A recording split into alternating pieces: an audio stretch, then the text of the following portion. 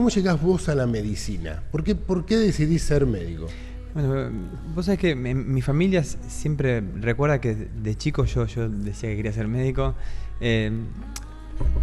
Vos sabés que no hay un punto inicial en que yo pueda recordar donde dije, ahí está la chispa que se encendió, Sí. pero sí como una vocación de ayudar, de poder... la figura de los pediatras que me asistían cuando era chico era algo que despertaba... ¿Quiénes eran? Era Cristina Vera. Bien. Como la gran pediatra que tuve de chico, y la recuerdo mucho, así que le mando mucho cariño. Y después el doctor Di Gregorio, un médico de barrio, médico muy, muy sencillo, pero a la vez muy cálido y que nos ha ayudado mucho ahí en el barrio Sibeli, donde vivimos siempre. Y bueno, yo creo que ellos han tocado, y después también la vocación de ayuda y de docencia de mi madre. Claro. Creo que son factores que han influido. Sí, no podría identificar uno. Sí. Pero todos coinciden en que había un interés desde chico. Siempre había. Bueno, y después en la secundaria, en los test de educación vocacional, también siempre salía eso, un interés por la salud. Y bueno, di mis primeros pasos en la Universidad de Rosario, en la Facultad de Ciencias Médicas ahí de la Universidad de Rosario. Y después de 7 años de mucho laburo, de mucho esfuerzo. Ardua, ¿no? El estudio, yo admiro a la gente que... Sí, mucha perseverancia, muy dura. Logra terminar una carrera de esa, porque realmente, ¿no? Es mucho el esfuerzo. Dejar unas cosas de juventud de lado para dedicarte al estudio. Sí. Hubo que dejar algunas cosas. Tuve la suerte de irme con amigos a estudiar, también con mis hermanas que se sumaron después. Era como una extensión de la familia y de mis amigos en Rosario, así que eso ayudó a que pueda avanzar en 7 años muy duros realmente, de mucho sacrificio, mucha disciplina y mucho sostén de mis viejos. Imagínate que desde acá contención desde todo tipo, en lo económico, en lo emocional, así que mucho apoyo. 7 años duros, una currícula muy dura en la Facultad de Rosario, profes muy exigentes, y bueno, pero después de 7 años lo logramos. Ahí terminé la carrera de médico y elegí la especialidad de clínica médica. Hice la especialidad en el Hospital Centenario, que queda en la misma gran manzana de la facultad, ahí en Francia y Urquiza, en Rosario. Y esos fueron tres años también muy duros, con exigencias principalmente físicas, que hoy ya casi muchas de ellas han quedado en el pasado, porque eran realmente hasta rozaban lo absurdo. Guardias de 24 horas, permanecer hasta 48 horas despierto, con la responsabilidad de atender pacientes. Claro. Por suerte eso se ha revisado todo. Bien. Y se ha mejorado muchísimo. No, fue una residencia muy dura, fueron 3 años muy duros. Y bueno, finalmente en el 2011, en marzo, pude terminar mi tesis y ahí concluí la residencia, que me otorga el título de especialista en clínica médica. Y bueno, con mi mujer, que es de Venado, dudábamos a ver qué íbamos a hacer, pero finalmente optamos por venir a Venado a desarrollar nuestras carreras. Ella es psicopedagoga. Y bueno, empecé con consultorios particulares en el Sanatorio San Martín, en una clínica privada en Puente, donde sigo trabajando, en la parte de internación del Sanatorio San Martín. Después tuve la suerte, en el 2012, me convocaron en el servicio de clínica médica para participar en el hospital, en el viejo hospital inicialmente, como parte del equipo de clínica médica. Fue muy lindo, junto ahí con la doctora Karina Colombo Berra, el doctor Federico Valdomá, Juan Ferrer y todos los residentes, como instructor de residentes. Wow, qué bueno. Y eso estuvo muy bueno, pude ahí explotar la parte docente que siempre hay. ¿Que también te gusta? Entonces, ¿seguís en el hospital? No. Después me convocaron desde la dirección para formar parte del equipo de gestión, un equipo nuevo que dentro de un paradigma de salud muy interesante de la provincia. Entonces, al mismo tiempo de ser instructor, también en paralelo era coordinador de internación, algo que me honró mucho.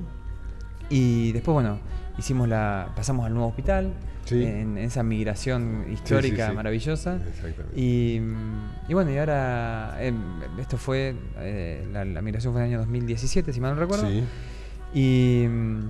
Y bueno, y después empezó esta chispa, esta motivación a explorar nuevos terrenos respecto a la medicina, a la salud. Cierta insatisfacción por la medicina tradicional en la que yo me había formado, sabiendo que es tremendamente valiosa, irreemplazable en un montón de cosas, pero al mismo tiempo limitada en otras. Sí. Y sabía que había algo me decía que había algo a explorar. Algo más tenía que haber. Algo más tenía que haber. Y un hecho clave, una bisagra, fue un congreso médico en el 2017 en Buenos Aires, donde escucho una charla por parte de uno de los referentes médicos, que es el doctor Daniel Flichtentrey, de Buenos Aires, director de una de las grandes páginas, de los grandes sitios de web de medicina, y en Hispanoamérica, te diría, uno de los más, se llama Intramed. Un tipo con una cabeza distinta, un fenómeno, un tipo de esos que te inspiran, muy abierto, por supuesto, y en constante innovación. Y una charla que a mí me motivó muchísimo, relacionado particularmente con la insulina, algo metabólico y con la alimentación. Y yo ya venía con cierto interés con la alimentación, año 2017, mayo, y finalmente dije, bueno, me parece que algo por acá tiene que haber. Era como yo siempre hasta escribí algo en ese momento porque era mucha incertidumbre. Yo sabía que el camino era por acá, pero era como una selva tupida, digo yo, que había que empezar a abrir a machetazos. Claro. Mientras seguía como coordinador de internación, mientras seguía como instructor de residente. La medicina tradicional seguías trabajando. Exacto. Entonces empecé a explorar eso y me empecé a copar muchísimo. Sabía que empecé a encontrar mucha evidencia científica, muchos testimonios de médicos en todo el mundo que estaban trabajando ya hace años en esto, hacía varios años. Y empecé a sentir un impulso muy fuerte para seguir profundizando acá. Así que bueno, después de pensarlo mucho, de debatirlo con mi familia, en marzo del 2018 renuncio inicialmente a la coordinación de internación del hospital. Y después en octubre del 2018 finalmente renuncio como instructor de residentes, con mucho dolor, porque fueron muchos años y mucho cariño y mucho trabajo juntos, muchos proyectos con el equipo de clínica médica, con el hospital, con la unidad de gestión, la doctora Cecilia Petri, la directora, Joaquín Sánchez Bustamante, Javier Malcoy, Florencia Franetovich, un equipo espectacular. Mucha gente buena trabajando. Y bueno, fue doloroso desprender, soltar, pero finalmente... Pero hay decisiones que hay que tomar. Y sí, la tomé y bueno, ahora a la distancia estoy muy orgulloso de haberla tomado. Extraño un montón de cosas, pero estoy muy confiado en este camino y, como te decía, sumando proyectos. Inicialmente me focalicé mucho en alimentación y sigo creciendo en la parte de alimentación, pero con interés en profundizar, siempre formando equipos con otros profesionales en entrenamiento físico y en esto que te comentaba fuera de cámara, en espiritualidad, en la parte de mindfulness, una meditación particular que también está con mucho respaldo científico. Así que también me decías que en un momento estuviste con la medicina del dolor, ver cómo podías ayudar a los pacientes desde ese lado.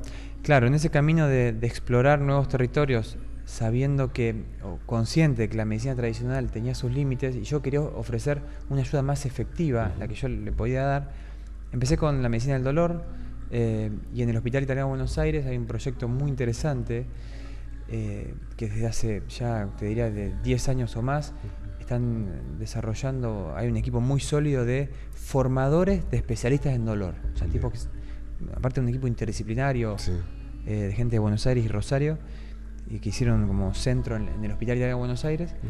Y entonces en el 2013 hice la primera formación en dolor general, evaluación y tratamiento de dolor, así se llama el curso.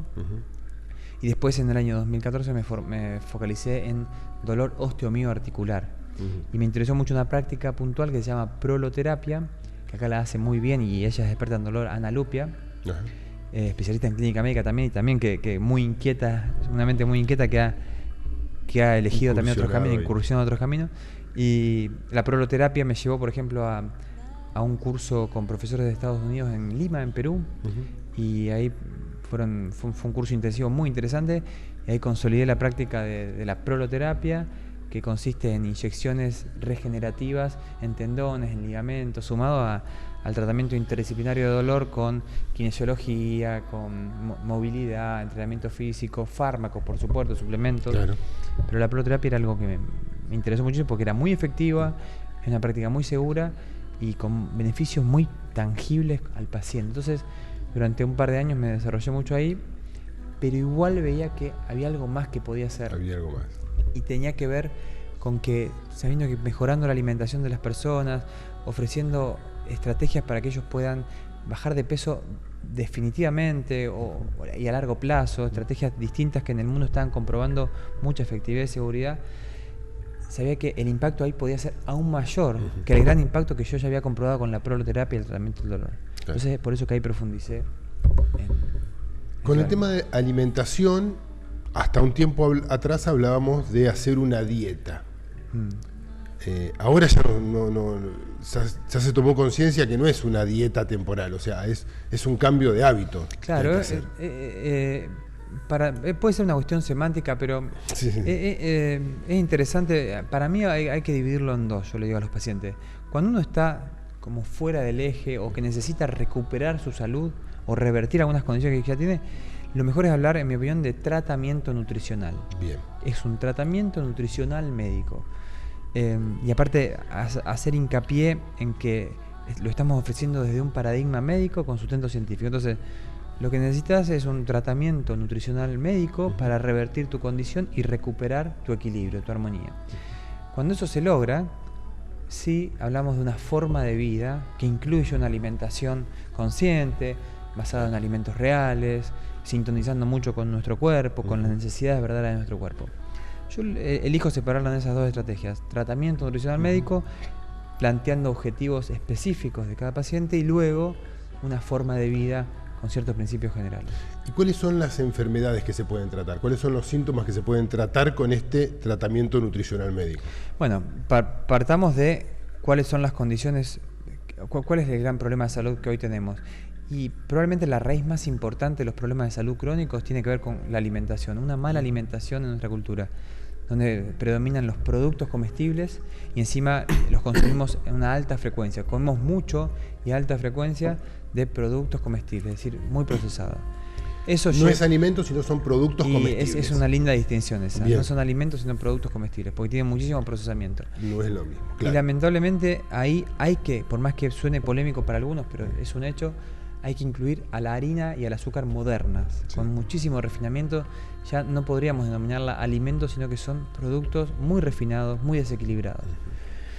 Entonces, ¿qué pasa cuando esta cultura, la gente, nosotros, empezamos a consumir desde hace 40, 50 años productos comestibles a una alta frecuencia? Nuestro cuerpo en un momento dice basta, y esa capacidad de acumular tejido adiposo, que es lo que siempre hemos hecho como especie, cuando había abundancia, acumulábamos tejido adiposo, en un momento dice basta, no hay más capacidad de seguir expandiendo este tejido adiposo, y empieza a haber inflamación asociada a esta obesidad. Porque la obesidad en sí no es un problema, el depósito de tejido adiposo es una adaptación del cuerpo humano, pero llega a un límite donde se rompe, algo se rompe. Ese equilibrio se rompe y empieza a haber un desorden, caracterizado por inflamación de baja intensidad, desórdenes hormonales donde predomina una hiperinsulinemia, y desórdenes metabólicos donde predomina hiperglucemia, glucosa alta en sangre, como tres pilares. Sí. Hay muchas otras cosas más, pero inflamación de baja intensidad, glucosa elevada, insulina elevada. Este desorden tiene varias consecuencias: presión alta, prediabetes o diabetes, cáncer, lamentablemente asociado a la obesidad y a todos los otros trastornos, cáncer especialmente colon, mama, riñón, endometrio, esófago y otros más que probablemente van a encontrar un vínculo en el futuro. Pero esto es un hecho ya.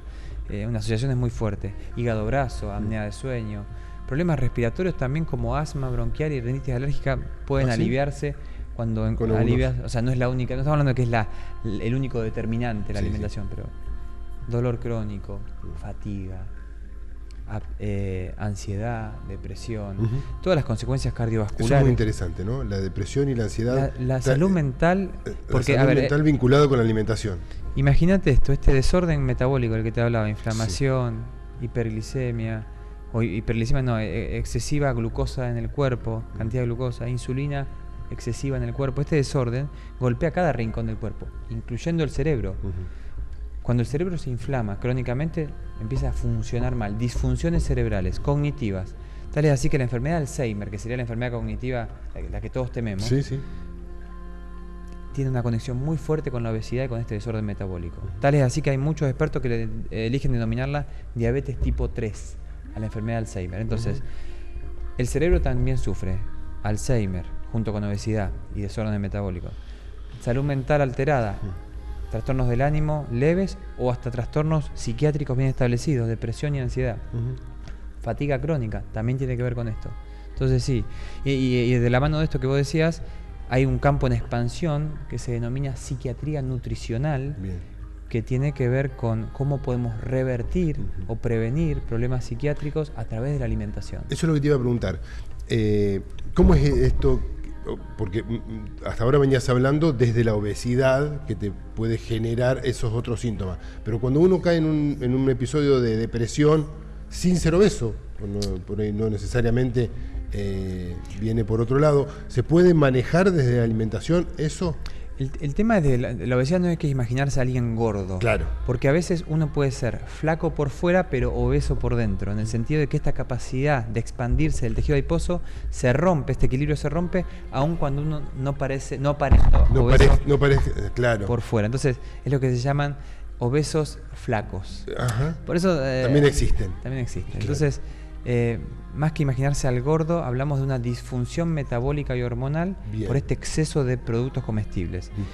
Y esto claramente lleva también a trastornos de salud mental. Porque el límite de esa persona era ese, o sea... Era antes de expandir su masa corporal. Perfecto. Pero es más complejo que eso. No, es más complejo y además es cierto que es mucho más frecuente que ya haya una apariencia obesa exterior. Exacto. Entonces, sí, la mala calidad alimentaria por distintos mecanismos altera la función cerebral. Uno por esta inflamación que te decía. Sí. Otro por la hiperinsulinemia que hace que el cerebro entre en un déficit energético. El cerebro inflamado en déficit energético funciona mal. ¿Y cómo se puede manifestar? De distintos modos. Con trastornos de ánimo, con irritabilidad, con mal humor, con mala onda. O, cuando esto es crónico, con una depresión bien establecida. Sí. Por supuesto, no es el único factor. Influyen también las historias de vida, los tramos emocionales, la genética, es innegable eso. Claro. Pero hay una pata que hasta hace poco no le veníamos dando tanta importancia, que tiene que ver con esto de la mala alimentación. O sea, la alimentación consciente nos habla de eso, ¿no? De cuidar nuestro cuerpo físico a través de los alimentos que ingerimos. Y me gustó mucho este concepto de alimentos o productos comestibles. Sí, eso, bueno, justamente eso es lo que insiste Daniel Flichtenstein, que es el médico que me ha inspirado, y él lo dijo una vez y lo tomé porque me encantó y los pacientes lo entienden muy bien. Lo entienden así. Y si querés aumentarle la potencia, más que productos comestibles, son mercancías comestibles. También, porque de eso se trata. Sí. Y la importancia en los niños, ¿no? Como para que empezar a generarles cambios de hábitos alimentarios para que no pase esto. Es el gran desafío que tenemos. Encima tenemos una cultura con un comercio feroz que apunta en gran medida a estas mentes vulnerables de los niños que captan todo y que quieren el cereal con el tigre en la tapa, que quieren hiperazucarado, que quieren el conejito de tal producto, con chocolate en polvo, etcétera. Se llama mercadotecnia, la técnica del mercado, exprimida al mango, con técnicas muy sofisticadas, con ingenieros muy inteligentes detrás de cada medida, para potenciar el consumo de nuestros niños. Entonces, un niño que ha probado esa chocolatada, un niño que ha probado esos cereales hiperazucarados, o esos alfajores, o esas masitas, es muy difícil que después quiera una fruta o brócoli. Es muy difícil revertir eso. Por eso el gran desafío es, desde niños, una educación alimentaria en casa, pero justamente es un tremendo desafío porque todavía no hay políticas de Estado, de arriba para abajo, para regular eso. Sí existen en otros países, así que lamentablemente, como preguntan muchos, el gran desafío pasa por casa, por el ejemplo personal, por remarla en casa para evitar que, o por lo menos para proponerles que en casa, mira, en este ambiente controlado, no coman estos productos comestibles ultraprocesados. Y en casa no hay gaseosa, en casa se toma agua, en casa se come comida real. Sí. Y el ejemplo de uno, que ellos te vean comer saludable y valorar lo saludable. Y después pequeñas conquistas, que ellos vayan a un cumpleaños y sabes que van a comer chisitos, papitas, pero que no toman gaseosa. Ya eso es una pequeña conquista. Hay muchos chicos muy chiquitos que he visto que les gusta más, prefieren el agua que la gaseosa. Bueno, y hay que alentarlos a eso. Hay que alentarlos. Por ejemplo, asegurando que siempre haya agua mineral en los cumpleaños, que a veces no hay. Exacto. hablábamos de esto, ¿no? De los niños y estos productos. También se puede en la casa, porque he escuchado casos, no sé si estás con el tema, pero no, mi hijo come eso, nomás papa frita, hamburguesa, otra cosa no come. Sí, sí, como una resignación de Claro. los padres. Y también, supongo que es multifactorial, pero hay cierta resignación por cansancio. Sí. Porque combatir con estos ¿Qué productos... hago si no come? Claro. Son productos que ya no son agradables, son excitantes al paladar. Claro, Entonces combatir, claro. los chicos los desean con un fervor. Entonces cuando algo ya es excitante, y esto es muy interesante, supera cualquier mecanismo de nuestra mente para regular nuestra conducta ingestiva. Cuando vos comes algo que tiene una densidad, un equilibrio nutricional adecuado, es agradable, te satisface y el cerebro no te va a pedir más. No te va a pedir más. Cuando algo es excitante porque tiene un sabor potente, Sí. y al mismo tiempo no te ofrece Textura, saciedad, sí, textura, claro. contrastes dinámicos, Sí, se llama sí. alto contraste dinámico. Hay papitas que tienen Me venían a la mente las papas fritas. la papita que tiene ese polvito en la superficie y Sí. después el crocante, Exactamente. después el sabor combinado con grasas Sí. y azúcar. Es una ingeniería muy sofisticada. Sí.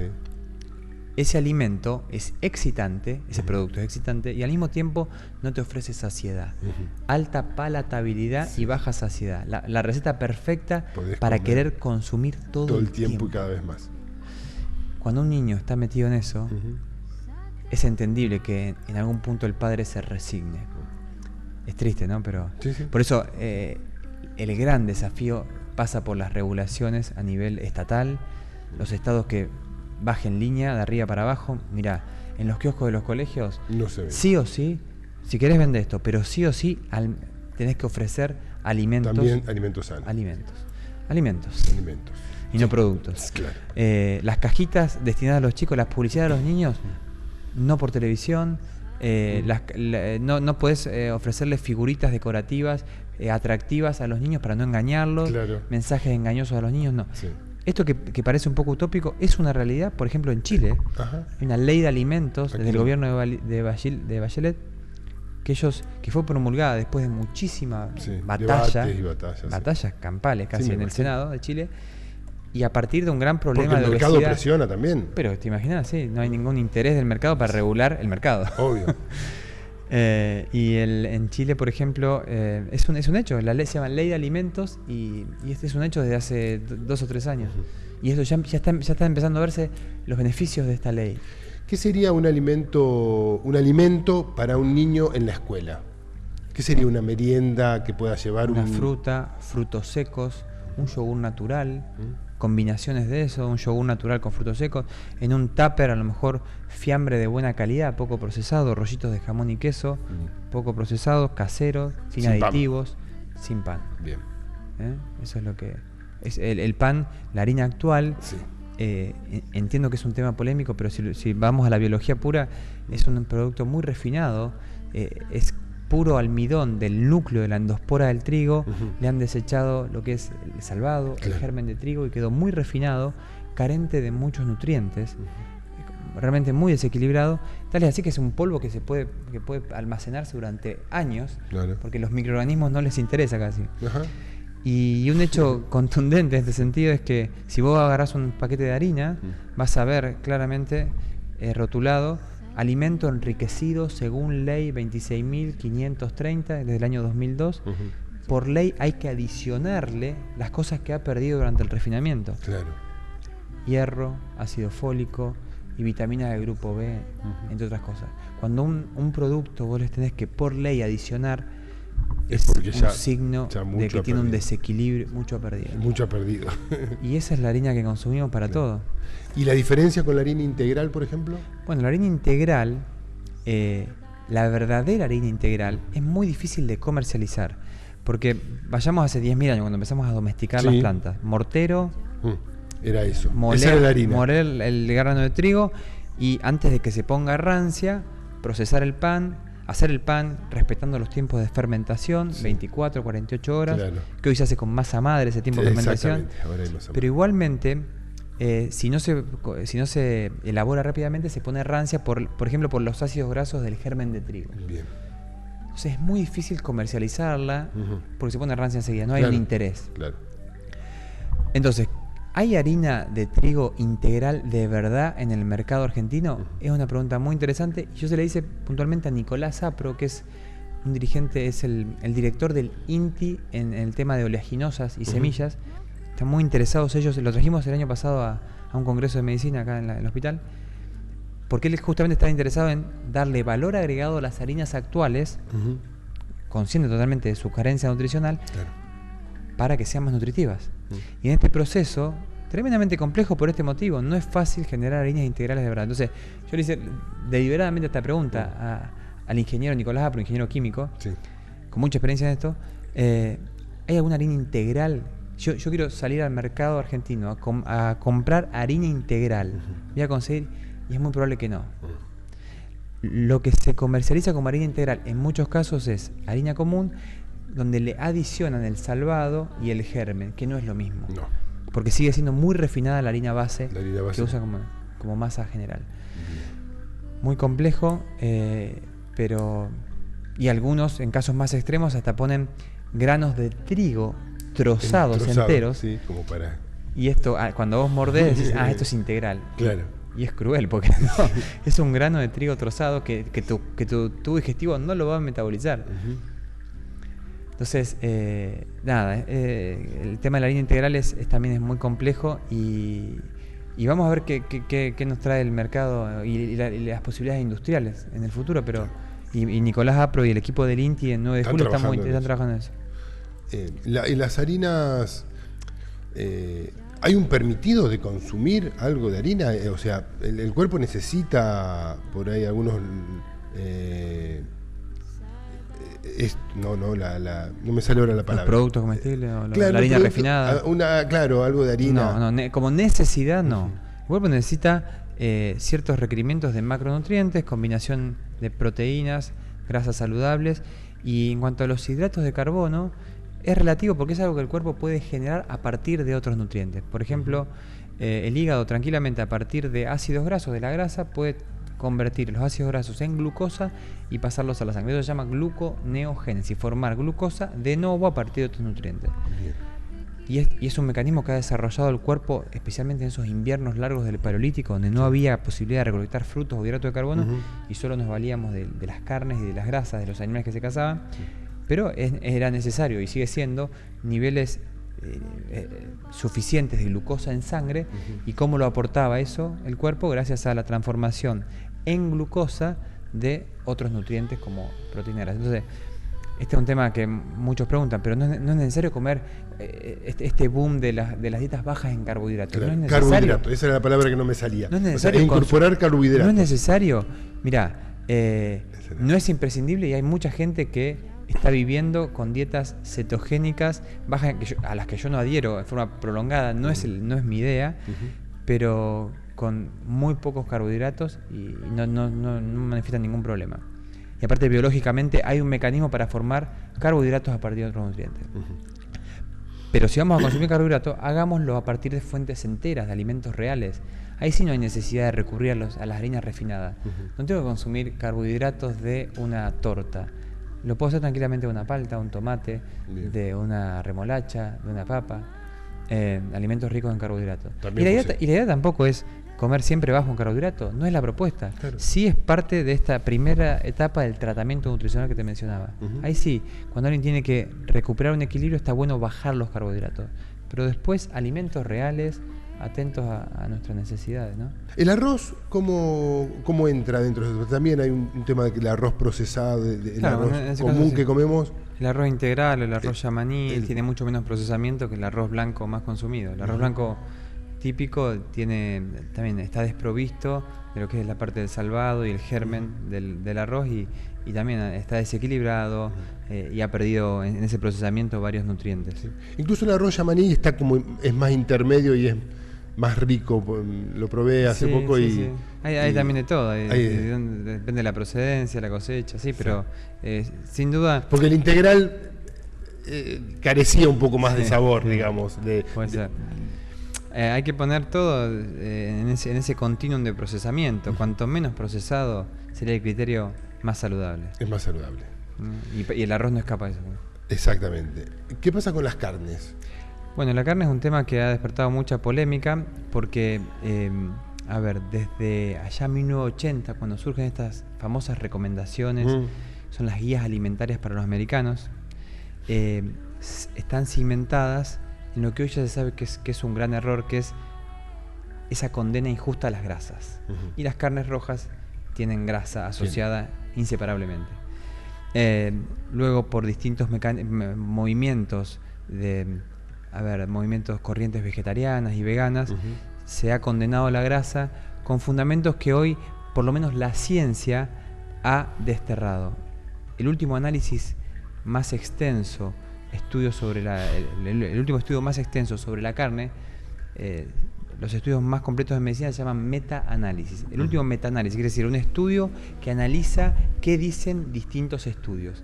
Bueno, el último meta-análisis sobre la carne informa que no hay ninguna evidencia sólida que argumente que haya comprobado que la carne es nociva para la salud, tanto en términos de predisposición a cáncer, hipertensión, diabetes, etcétera.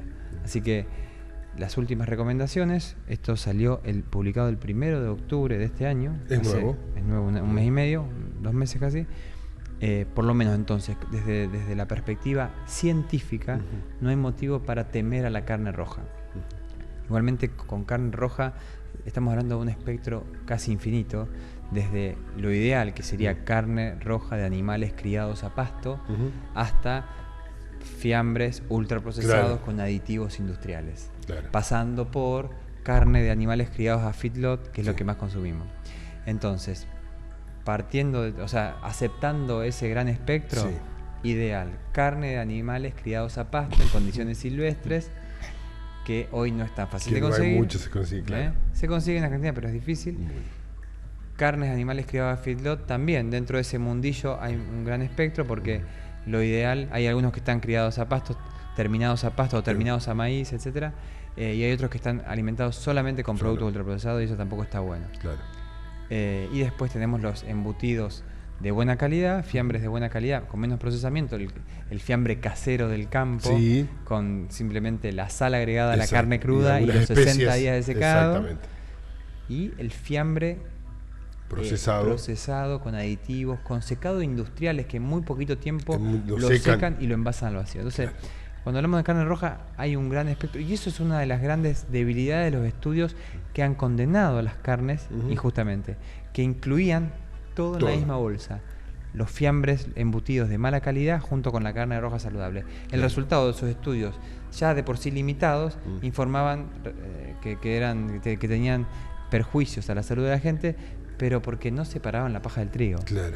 Entonces, lamentablemente, estudios muy limitados, y a partir de eso se han aferrado las agrupaciones ambientalistas, vegetarianos o veganos muy radicales, y han dicho: mira, hace tiempo la carne roja es nociva. Muchos han seguido ese camino, pero hoy, por lo menos desde la perspectiva científica, podemos decir con tranquilidad que la carne roja no es el problema. Y si a eso le sumamos la perspectiva evolutiva, es decir, cómo hemos comido los seres humanos a lo largo de gran parte de nuestra historia. Hemos comido carne y hemos comido grasa, siempre fueron un pilar de nuestra alimentación, no lo único, pero un pilar muy importante. Somos esencialmente animales omnívoros, que combinamos el herbivorismo y el carnivorismo dependiendo de las estaciones del año, con fluctuaciones. Es probable que en invierno estemos más acostumbrados a comer carne y grasas, y en verano y en primavera también agregar frutas y tubérculos y las cosas que se pueden recolectar. Así que desde perspectiva evolutiva y desde perspectiva científica podemos decir que la carne roja no es un problema. ¿Y los distintos tipos de carne de pollo, de pescado? Bueno, aplica lo mismo para distintas carnes. Por ejemplo, un pescado en un río de Alaska, que se pesca, un salmón de un río de Alaska, y otro es un salmón que se pesca en el mar contaminado con mercurio en las costas de Chile. Entonces, entramos en terrenos muy difíciles donde es probable que sea imposible ddiscernir entre una carne óptima y una carne saludable y una carne no saludable. Lo mismo el pollo. Hay pollos criados a campo que podemos con asumir, maíz. Y otra cosa es el pollo que no toca el piso. Y el de criadero, porque exactamente, que nunca tocó el piso. Entonces, hay que tratar de aplicar el mismo criterio para todo. Mira, ¿cuánto procesamiento tiene este pollo y cuánto procesamiento y qué procesamiento tiene este pollo? Pero también están los vegetarianos o veganos que eligen por una cuestión de amor a los animales. Es decir, por supuesto, y eso es totalmente respetable. Y valorable, o sea, y tienen el derecho a hacerlo. Es importante recordar que quien elija ese camino tiene que asesorarse, porque es muy probable que, especialmente si elige el veganismo, no, es muy probable que si... Es un hecho que si elige el veganismo necesita una suplementación específica. Si elige el vegetarianismo, dependiendo de la cantidad y la proporción de huevos y lácteos, va a necesitar suplementación con ciertas vitaminas y minerales o no. ¿Y la lenteja no reemplaza? Que siempre dicen, sí, pero la lenteja, el hierro... La lenteja puede sumar hierro, pero también acá entramos en un terreno de las grasas. No, de la biodisponibilidad. No es lo mismo el hierro de los vegetales que el hierro de los animales. No es la misma molécula. Claro. El hierro de los animales, de fuentes animales, se absorbe y se asimila con mucha más facilidad que el hierro de origen vegetal, que necesita un paso metabólico intermedio para ser asimilado.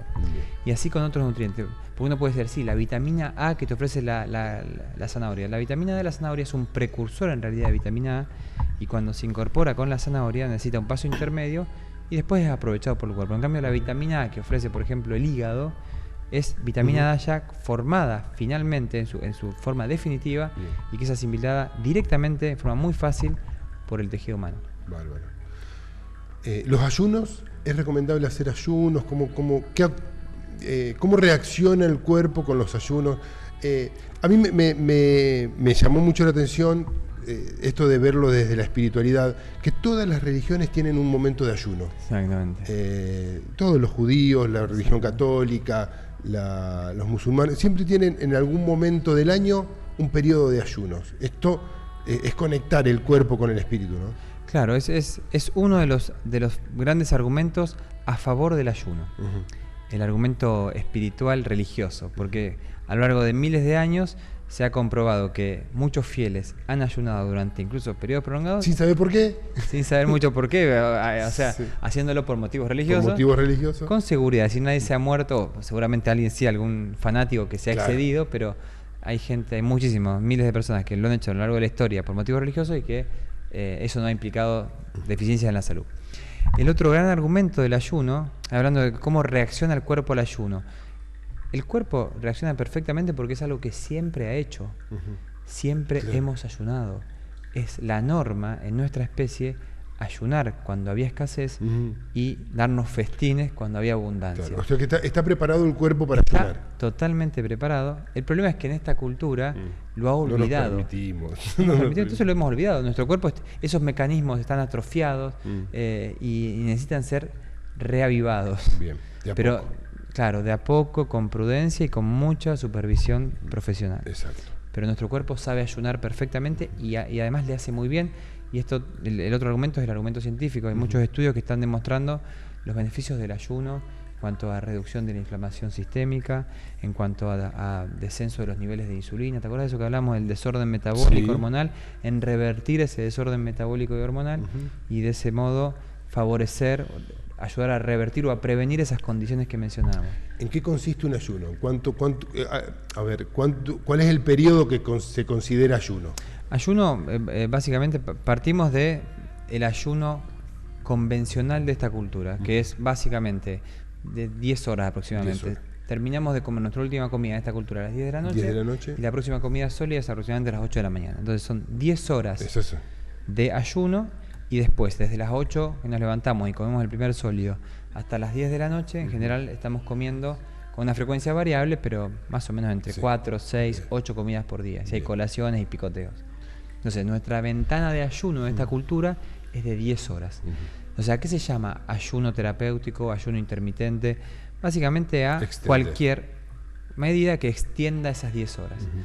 En general se habla de ayuno intermitente cuando superamos las 12 horas. Bien. Y ahí empieza un abanico de opciones infinitas donde la denominación comienza con la ventana de ayuno y sigue con la ventana de alimentación. Entonces, ¿cuánto dura tu ventana de ayuno? Y bueno, la ventana de ayuno dura 16 horas. Pues yo ceno a las 10 de la noche y la próxima comida sólida es de las 12 si ceno a las 9 de la noche, a la 1 del mediodía son 16 horas de ayuno. Esa es mi ventana de ayuno y por lo tanto mi ventana de alimentación es de 8 horas. Entonces, mi variante de ayunos se llama 16-8. comenzando a denominarla por la ventana de ayuno. Eso 16-8 es una denominación estándar a nivel mundial, pero 16-8. ¿Tomándolo como hábito? Eso, pero aparte... No solo ¿diario o haciéndolo cada tanto? Muy buena pregunta. No es, primero, no tiene que ser fijo. Bien. La flexibilidad acá, de nuevo, al conectarte con tu organismo, a veces el cuerpo te puede pedir un poco más de ayuno, un poco más de alimentación. Eso lo vas a ir viendo vos. Cada uno va a mí ayuno no me pide nunca. Bueno, quizás porque necesitas comer más alimento y menos productos.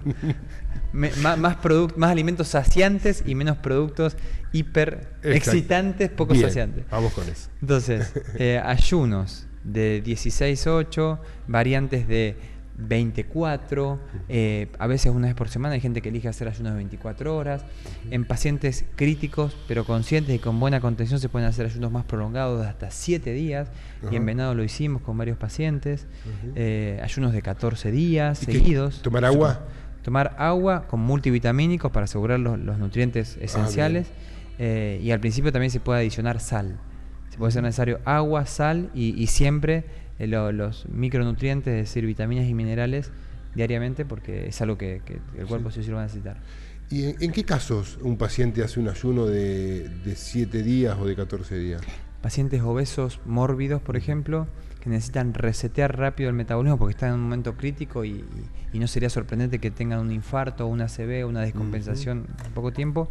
Entonces, en esos 7 días, insisto, con una buena supervisión e idealmente con una adaptación previa con alimentos bajos en carbohidratos, pero no es necesaria esa adaptación, en esos 7 días el paciente bajó de forma contundente los niveles de insulina, a lo mejor logró descender 10 kilos, 7 a 10 kilos de peso, su metabolismo respiró, su cuerpo respiró y se ordenó muchísimo, y eso le da una plataforma para seguir con un ayuno intermitente de 16-8 de alimentos bajos en carbohidratos. O sea, la condición sería pacientes en una situación bastante delicada de salud, por su obesidad, su diabetes, su riesgo cardiovascular, pero al mismo tiempo con una muy buena contención familiar y con una buena supervisión profesional, por supuesto. Y lúcidos y decididos, y entendiendo los riesgos y los beneficios, y saber que va a tener insomnio, y probablemente tenga diarrea, y probablemente tenga al principio calambres, y hasta al principio como una sensación de dolor y dolor de cabeza. Dolor de cabeza al principio porque falte sal. Entonces, que esté atento a esas circunstancias. A ver, no es algo que hayamos aplicado, que se aplique frecuentemente, pero está bien descrito. Hay muchos médicos que lo están aplicando y bueno, y es efectivo y es seguro. Aún ayunos extremos de esa característica. Claro. No es la norma, insisto, ¿no? Yo lo he hecho muy pocas veces. Entonces uno, cada tanto está bueno hacer un ayuno en la mañana, ¿no? Exactamente. Es como permitir al cuerpo respirar de tantos productos, de tanta carga energética. El cuerpo, si cenamos a las 10 de la noche, tirar hasta el mediodía. Sí, pero no es fácil hacer eso. Y eso que se decía de que hay que desayunar como un rey, almorzar como un príncipe y cenar como un mendigo. Bueno, es más, se sostiene eso, pero el tema del desayuno, si vamos a la semántica, es desayunar, es romper el ayuno. Entonces, yo puedo desayunar a las 10 de la mañana o a las 2. Entonces, sí, lo que parece ser cierto es que la ventana de alimentación tiene que ser lo más temprana posible. Es decir, comer en coherencia también con nuestro ambiente, comer de día, bajo la luz del sol. Entonces, cenar temprano y liviano. Entonces, esa ventana de alimentación, que por ejemplo, vos haces una ventana de alimentación de 8 horas. Entonces, tu primer comida sola empieza a las 10 de la mañana y termina a las 6 de la tarde. Esa es tu ventana de 8 horas de alimentación, una ventana de alimentación temprana. Se llama alimentación restringida en tiempo, temprana. Hay culturas, creo que vemos por ahí en películas de Estados Unidos que cenan tipo 6 de la tarde, ¿no? Muy temprano. Y eso, y hasta uno lo puede experimentar, mejorar la calidad de sueño, porque cuando el intestino, te vas a dormir con el intestino vacío, no le estás dando trabajo, y eso favorece que el cuerpo en sí esté relajado y el cerebro se pueda empezar a apagar. Y acá nos acostumbramos por ahí a cenar 11 de la noche. Eso claramente no es una buena costumbre. 10, 11 de la noche e irte a dormir con el estómago. Eso se puede decir firmemente, no es una buena costumbre para nada. Metabolizamos mucho mejor los alimentos de día, es un hecho científico, histórico, evolutivo. Claro. Yo una vez con un médico de medicina china nos decía que el hígado trabaja hasta las 20 horas, hasta las 8 de la noche. Bien. O sea, que el sindicato del hígado le decretó que era hasta ahí. Sí. O sea que hay que comer antes de las 8, ¿no? Es cierto que hay relojes, el cuerpo humano se rige por relojes. Biológicos. El reloj central está en el cerebro, pero también hay relojes secundarios conectados, sincronizados con que deberían estar sincronizados con el reloj central, en el hígado, en el intestino, en el páncreas. Entonces, esto de la desincronización es un gran problema también de nuestra cultura. Los tiempos de alimentación son hasta tanto más importantes que el contenido de nuestra alimentación. Y también, o sea, está bien permitirnos, supongo que vos practicás esta forma de alimentación, y tenés una fiesta, un casamiento, 10 de la noche, donde vas a saber que vas a cenar a las 11 de la noche. Por supuesto. O sea, eso te lo permitís. Sí. Y me lo permito. A ver, mi organismo tiene un margen para permitírmelo. Y al día siguiente es muy probable que mi organismo me reclame un ayuno más prolongado. Un ayuno más prolongado. Y eso va saliendo naturalmente, te limpiaste. El intestino te va a protestar un poco, lógicamente. Pero después te vas limpiando y a lo mejor haces un ayuno de 24 o 20 horas.